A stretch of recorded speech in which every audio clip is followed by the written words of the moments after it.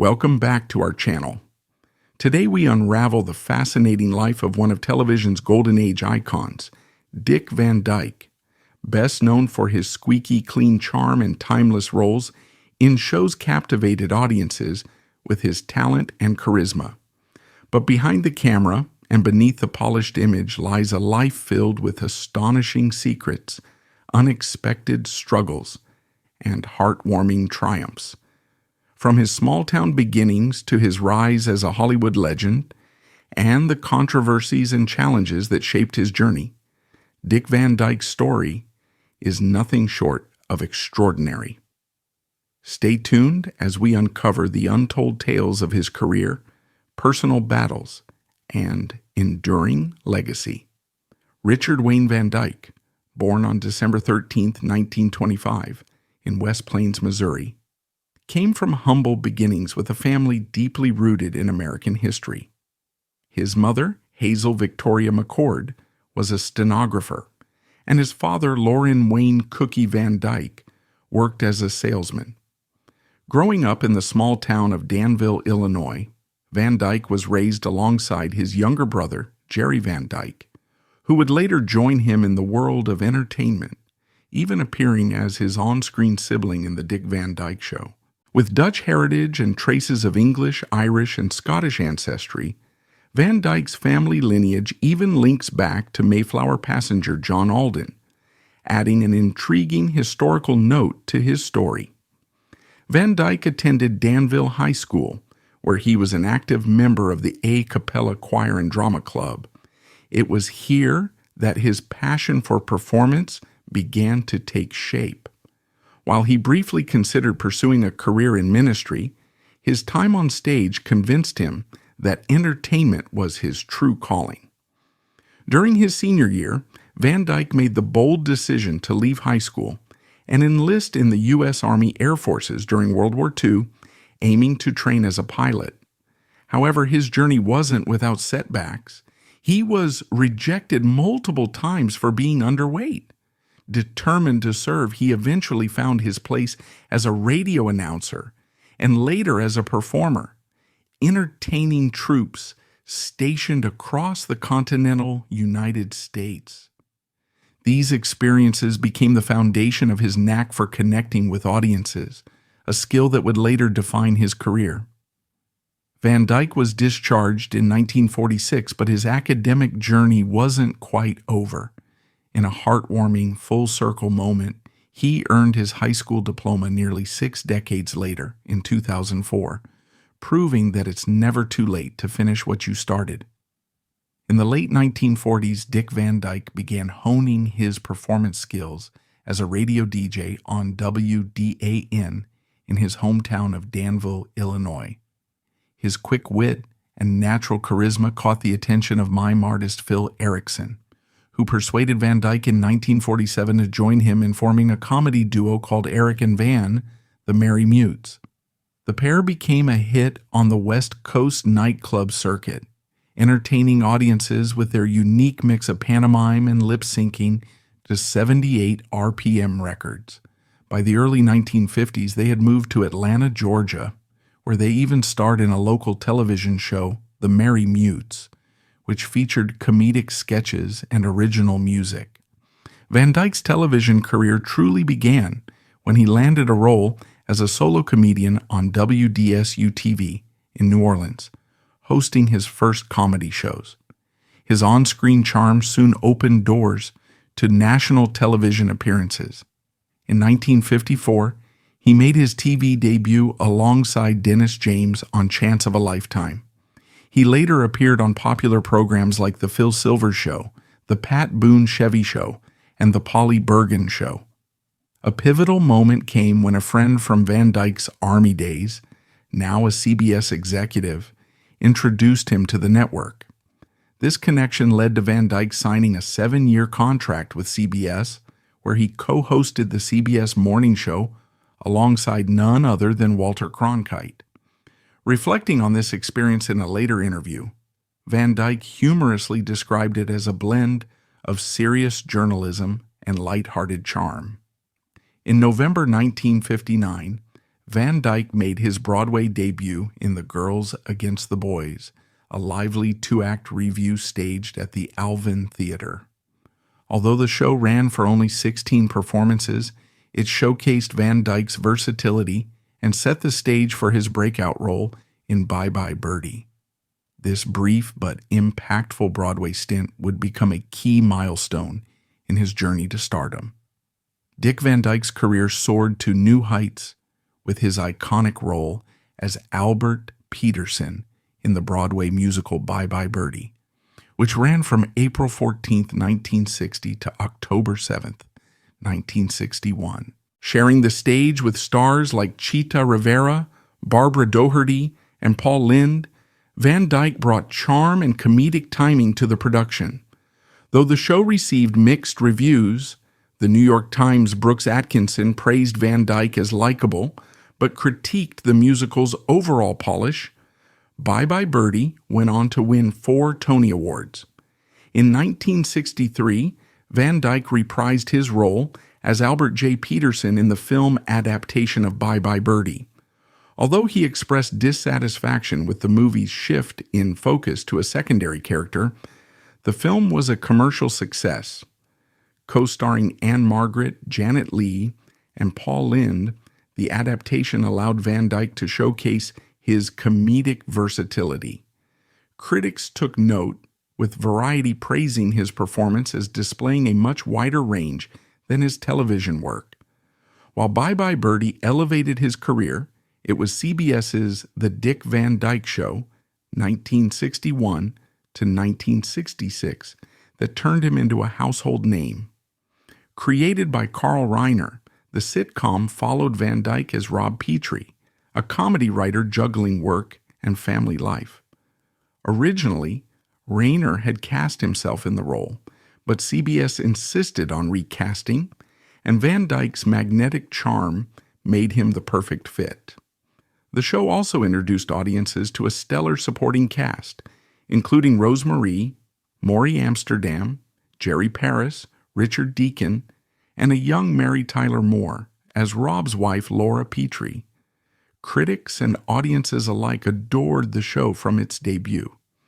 The Hollywood Reporter praised Van Dyke's comedic genius, highlighting his mastery of double takes and the physicality that elevated even simple lines into moments of hilarity. The drunken husband scene became a signature example of his impeccable timing and subtlety. Over its 5-season run, The Dick Van Dyke Show won 4 Emmys for Outstanding Comedy Series, while Van Dyke earned 3 Emmys for Outstanding Lead Actor in a Comedy Series. Writing for Entertainment Weekly in 2012, Ken Tucker lauded the series as the first sitcom to seamlessly blend workplace comedy with family dynamics, praising the chemistry between Van Dyke and Moore. The series revival in 2004, The Dick Van Dyke Show Revisited, brought the cast back together with Ray Romano hosting and appearances by Mary Tyler Moore, Carl Reiner, and Jerry Van Dyke. Though some cast members had passed, archival footage honored their legacy, proving the show's enduring appeal. In 1964, Dick Van Dyke delivered one of his most iconic performances in Walt Disney's Mary Poppins. He played 2 distinct roles: Bert, the lovable jack-of-all-trades chimney sweep, and Mr. Dawes Sr., the elderly chairman of the bank. To convincingly portray the aged Mr. Dawes, Van Dyke underwent extensive makeup and was credited under the playful pseudonym Navkid Keed, which cleverly rearranges into Dick Van Dyke. This charming nod was even reprised decades later in Mary Poppins Returns. However, Van Dyke's attempt at a Cockney accent for Bert drew harsh criticism. Frequently cited as one of the worst accents in film history, his effort was lampooned by actors and critics alike. In a 2003 poll by Empire magazine, his accent ranked second on the list of worst cinematic accents, just behind Sean Connery in The Untouchables. Reflecting on the experience, Van Dyke humorously revealed that his vocal coach, J. Pat O'Malley, an Irish actor, was equally poor at mimicking the Cockney dialect, and no one on set ever raised concerns during production. Despite the accent controversy, Mary Poppins was a massive success and remains a beloved classic. The film's music became legendary, with Chim Chim Cheree, performed by Van Dyke, winning the Academy Award for Best Original Song for the Sherman Brothers. Van Dyke also earned a Grammy in 1964 alongside Julie Andrews for their performances on the Mary Poppins soundtrack, cementing his contribution to the film's enduring charm. Van Dyke's film career in the 1960s was a mix of hits and misses. While comedies like What a Way to Go and Divorce American Style struggled at the box office, his performance as Caractacus Potts in Chitty Chitty Bang Bang, 1968, was a highlight. The musical, based on Ian Fleming's story, featured the same creative team behind Mary Poppins, including the Sherman Brothers, and choreographers Mark Bro and D.D. Wood. Insisting on using his natural American accent despite the film's English setting, Van Dyke delivered a performance full of whimsy and charm, solidifying his reputation as a master of family-friendly entertainment. In 1968, Dick Van Dyke found himself at the center of an unexpected rumor.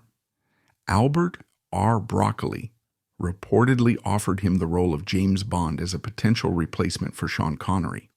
Always self-aware, Van Dyke humorously declined, asking, "Have you heard my English accent?" A year later, Van Dyke took on a vastly different role in Carl Reiner's dark comedy, The Comic. Written and directed specifically for him, the film allowed Van Dyke to showcase his dramatic depth as a self-destructive silent film comedian struggling with alcoholism, depression, and an oversized ego. Van Dyke, an admirer of silent film legends like Charlie Chaplin and Stan Laurel, embraced the opportunity to honor his comedic heroes through this nuanced performance.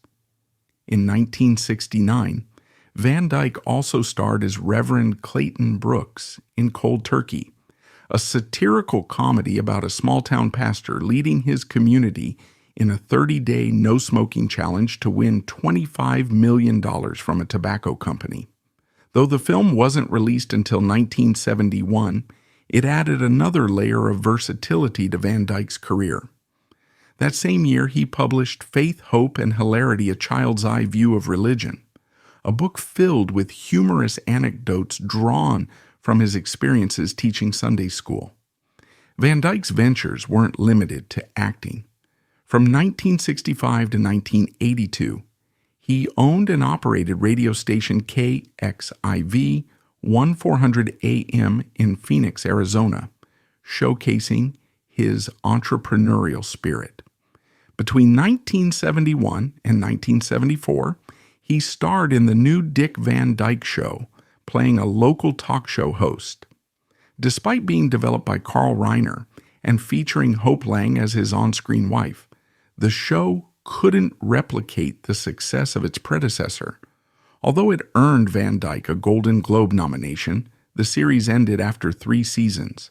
Van Dyke also explored animation, voicing a cartoon version of himself in the Scooby-Doo episode Scooby-Doo Meets Dick Van Dyke in 1973. That same year, he delivered a powerful performance in The Morning After, portraying a struggling alcoholic businessman. The role earned him an Emmy nomination, and Van Dyke later revealed the part was deeply personal, as he had recently overcome a 25-year battle with alcoholism. In 1974, Van Dyke took a darker turn with a guest starring role as a murderous photographer in Columbo, Negative Reaction. He returned to comedy in 1976 with the sketch show Van Dyke and Company, featuring up-and-coming talent Andy Kaufman.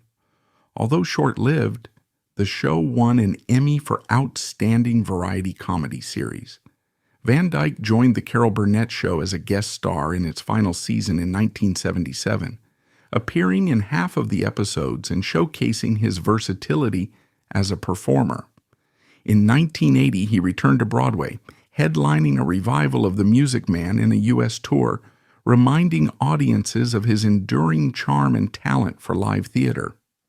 In the following decade, Dick Van Dyke shifted his focus primarily to television, taking on a variety of roles that showcased his versatility. In 1982, he starred alongside Faye Dunaway in a cable remake of The Country Girl. He also stepped out of his comfort zone in 1986, portraying a murderous judge in an early episode of Matlock opposite Andy Griffith. A year later, Van Dyke made a guest appearance on Airwolf, sharing the screen with his son Barry Van Dyke, who was a lead actor in the show's final season. In 1989, he appeared on NBC's hit sitcom The Golden Girls as the romantic interest of Beatrice Arthur's character, earning his first Emmy nomination since 1977 for the role. Interestingly, Van Dyke turned down several notable opportunities during his career. On Larry King Live, he revealed that he had declined the lead in The Omen, a role eventually played by Gregory Peck. Van Dyke also mentioned that his dream role would have been the Scarecrow in The Wizard of Oz. In 1990, Van Dyke took a rare villainous turn, playing the scheming D.A. Fletcher in Warren Beatty's Dick Tracy. The role marked a departure from his usual likable characters and earned him critical praise. This acclaim led to a pivotal role on television as Dr. Mark Sloan, which began with a guest appearance on Jake and the Fat Man.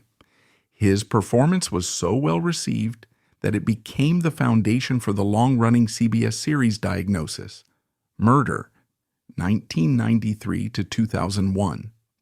In this beloved medical crime drama, Van Dyke starred as the charismatic Dr. Sloan, working alongside his on-screen son, played by Barry Van Dyke. The show also featured Victoria Rowell as Dr. Amanda Bentley and Charlie Schlatter as Dr. Jesse Travis, rounding out a strong ensemble cast. Beyond acting, Van Dyke developed a passion for computer animation after purchasing an Amiga in 1991. His skills extended beyond a hobby. He created 3D rendering effects used in Diagnosis, Murder, and The Dick Van Dyke Show Revisited. He even showcased his computer-generated artwork at SIGGRAPH and continued working with Lightwave 3D, blending his creativity with technology. A lifelong lover of a cappella music, Van Dyke formed a vocal group, Dick Van Dyke and the Vantastics, in September 2000. The quartet performed frequently in Los Angeles, appearing on Larry King Live and at events like the inaugural TV Land Awards. They also delivered memorable renditions of the national anthem at several Los Angeles Lakers games, including a nationally televised NBA Finals performance. In 1999, Van Dyke was named an honorary member of the Barbershop Harmony Society, reflecting his deep love for vocal harmony. In the years following Diagnosis Murder, Dick Van Dyke continued to explore diverse roles across television and film. In 2003, he reunited with his The Dick Van Dyke Show co-star Mary Tyler Moore in the critically acclaimed TV adaptation of The Gin Game. That same year, he made a memorable guest appearance as Dr. Doug Townshend on Scrubs. In 2004, Van Dyke and his surviving castmates returned for The Dick Van Dyke Show Revisited, a special episode airing 38 years after the original series ended. While it earned an Emmy nomination, critics were less enthusiastic about the production. Van Dyke showcased his dramatic range again in 2006, playing Dr. Jonathan Maxwell in Hallmark's mystery series Murder 101. That year also marked his return to the big screen, where he portrayed two wildly different characters, Mr. Bloomsbury in Curious George and the mischievous villain Cecil Fredericks in Ben Stiller's Night at the Museum. He reprised the latter role in Night at the Museum, Battle of the Smithsonian, 2009, and Night at the Museum, Secret of the Tomb, 2014, continuing to captivate audiences with his comedic charm. Van Dyke's musical talents remained a vital part of his career. In 2010, he collaborated with Chad Smith of the Red Hot Chili Peppers and singer Leslie Bixler on the children's album Rhythm Train, even rapping on one of the tracks.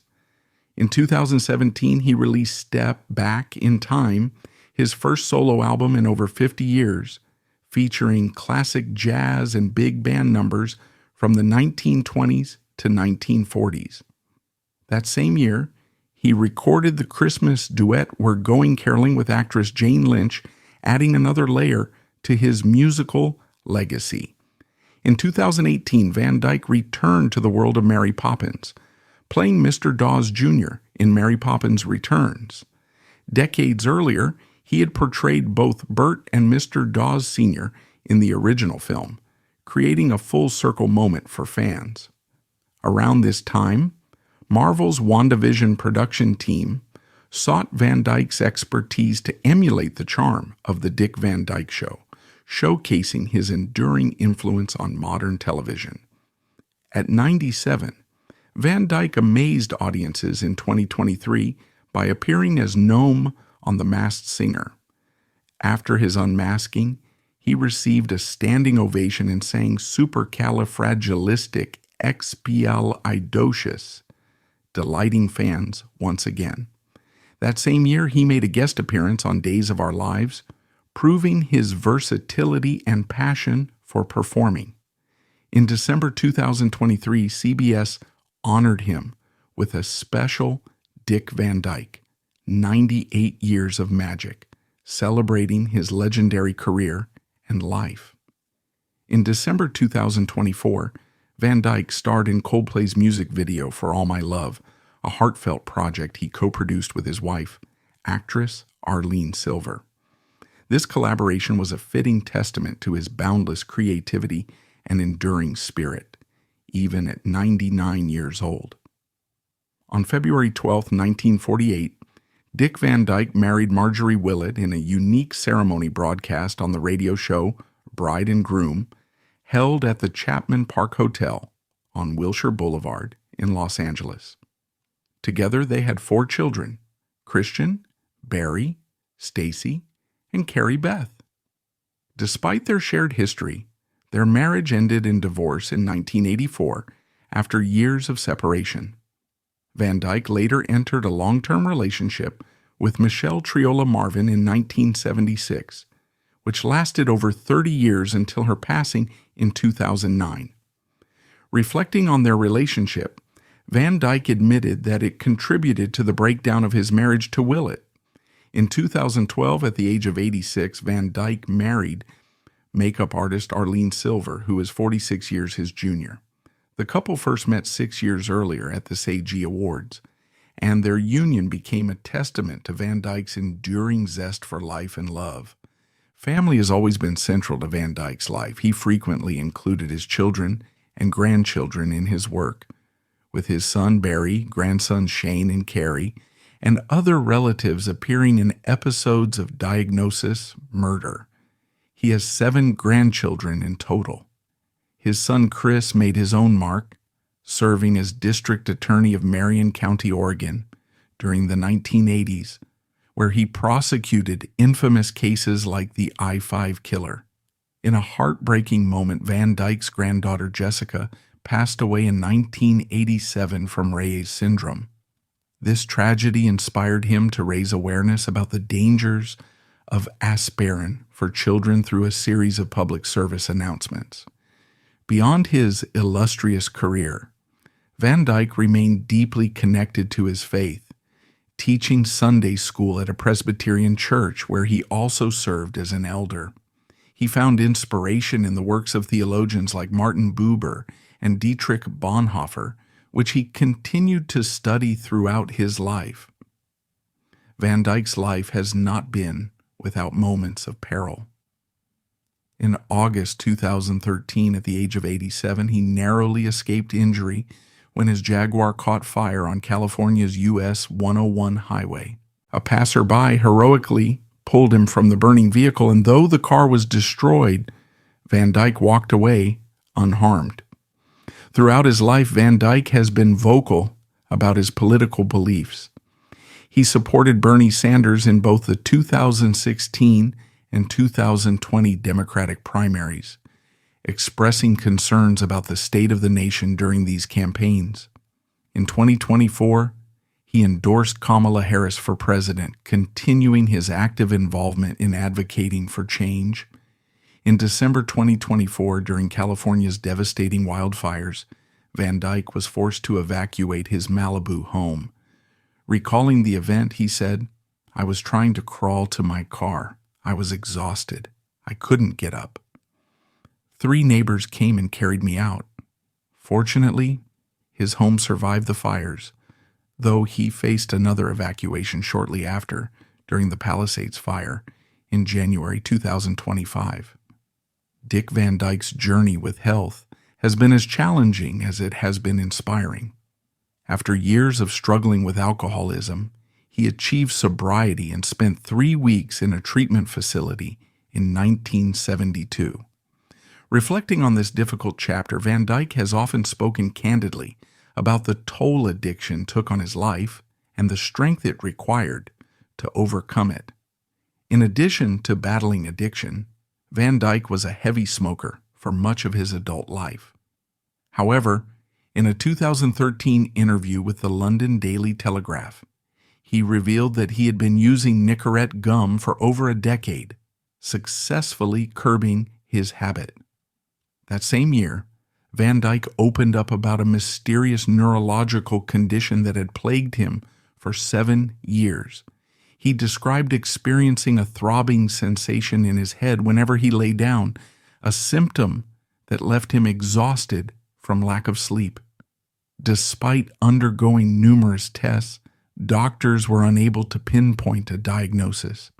The condition forced him to cancel scheduled appearances as the fatigue became overwhelming.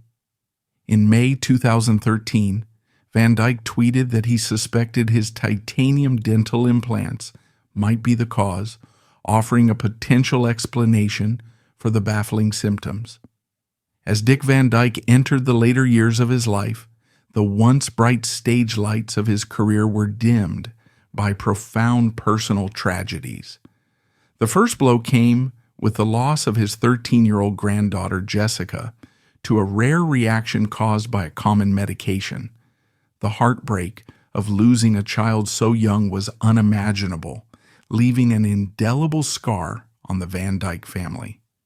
Not long after, Van Dyke faced the devastating deaths of 2 of the most important women in his life. His first wife, Margie Willett, succumbed to pancreatic cancer after years of separation. Despite their differences, her passing marked the end of a relationship that had spanned decades, leaving Van Dyke with a profound sense of loss. Just a year later, his longtime partner, Michelle Triola, passed away following a battle with lung cancer. Their love story, marked by scandal in its early days, had grown into a partnership of deep companionship and mutual respect. Van Dyke remained by her side in her final moments, singing to her as she slipped away. As if grief wasn't enough, Van Dyke also contended with his own mysterious health issues. Plagued by debilitating headaches whenever he lay down, he underwent numerous tests that failed to provide clear answers. Frustrated and desperate for relief, he suspected his titanium dental implants might be the culprit. Even in the face of these physical challenges, Van Dyke refused to surrender to despair. Amid the sorrow and pain, a bright light emerged in the form of Arlene Silver, a makeup artist nearly half a century his junior. What began as a friendship blossomed into a romance, raising eyebrows, but bringing Van Dyke a renewed sense of joy. Their love defied societal norms, but for Van Dyke it symbolized a fresh chapter, a chance to embrace happiness despite his advancing years. At 86, he married Silver, and the couple has continued to share a bond that exemplifies love's ability to transcend age and circumstance. Dick Van Dyke's story is one of contrasts, his public persona as a beloved entertainer juxtaposed against private battles with addiction, loss, and self-doubt. From his humble beginnings in a small town to his rise as a Hollywood legend, Van Dyke's life is a testament to resilience and the power of reinvention. Professionally, his contributions to film and television remain unmatched. From the slapstick genius of The Dick Van Dyke Show to the timeless charm of Mary Poppins, his work continues to bring joy to audiences of all ages. Even in his later years, he demonstrated an unwavering passion for performance, starring in projects like Diagnosis Murder and making a surprise appearance in Mary Poppins Returns, showcasing his enduring vitality. But Van Dyke's legacy is more than his on-screen achievements. It lies in his ability to confront life's hardships head-on, whether battling addiction, navigating complicated relationships, or finding the courage to open his heart to love again after devastating losses. His life serves as a reminder that even those who seem larger than life face struggles behind closed doors. Beyond his on-screen charisma, Dick Van Dyke dedicated a significant part of his life to philanthropy and advocacy. A staunch supporter of public health initiatives, he became a vocal advocate against smoking, using his platform to raise awareness about its dangers. Van Dyke also supported various charitable organizations, focusing on causes that aligned with his values, such as children's education and veteran welfare. Whether lending his voice to campaigns or donating his time, Van Dyke exemplified how celebrities can use their influence for meaningful impact. His commitment to making the world a better place mirrored the positivity he radiated in his performances, inspiring not just laughter, but also action. Through his humor, resilience, and humanity, Van Dyke has cemented his place as a true icon of American entertainment. In addition to his on-screen legacy, Dick Van Dyke shared his life story with the world through his memoir, My Lucky Life in and Out of Show Business. This deeply personal account offered fans an intimate look at his journey, from his humble beginnings in Danville to his rise as a Hollywood icon. The book revealed not only the glittering highlights of his career, but also the struggles he faced behind the scenes, including his battles with addiction and personal loss. Through heartfelt anecdotes and his signature humor, Van Dyke's memoir became a testament to resilience and the importance of finding joy even in the face of adversity. His journey, with all its highs and lows, inspires us to embrace life fully, no matter how old we are or how many challenges we face.